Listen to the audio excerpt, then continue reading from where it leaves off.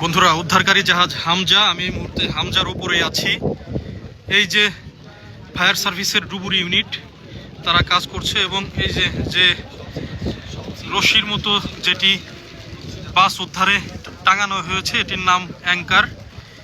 এটি বাসের সঙ্গে বাঁধা হয়েছে এবং ফায়ার সার্ভিস আমাদেরকে যেটি জানিয়েছেন যে বাসটি 60 ফিট নিচে ডুবে গেছে, যে কারণে উদ্ধার তৎপরতা চালাতে একটু কষ্ট হচ্ছে। তারপরেও বাসটি টেনে তোলার চেষ্টা করা হচ্ছে।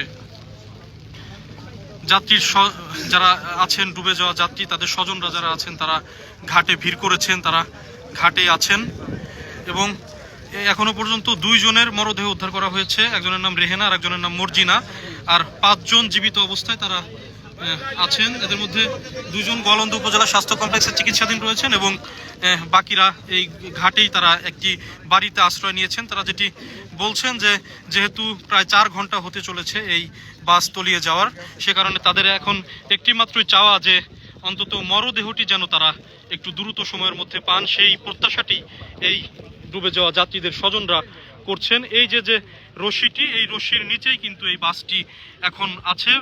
80 ফুট নিচে বাসটি ছিল বলে ফায়ার সার্ভিসের কর্মকর্তারা জানিয়েছেন। তবে এখনো অনেকটাই বাসটি তুলে তোলা সম্ভব হয়েছে এবং প্রায় 50 জন যাত্রী কিন্তু এই পানির নিচে এখনো পর্যন্ত ডুবে আছে। দর্শক, এটি একটি হৃদয় বিদারক ঘটনা।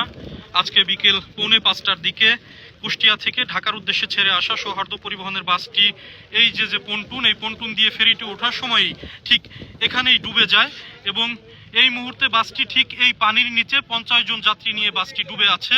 ফায়ার সার্ভিস এবং উদ্ধারকারী জাহাজ বাসটি উদ্ধারের চেষ্টা করছে। আপনারা ভিডিওটি বেশি বেশি শেয়ার করুন এবং আমার সঙ্গেই থাকুন। পরবর্তীতে আরও সব আপডেট আমি এই পেজের মাধ্যমে আপনাদেরকে জানিয়ে দিব। ধন্যবাদ সবাইকে।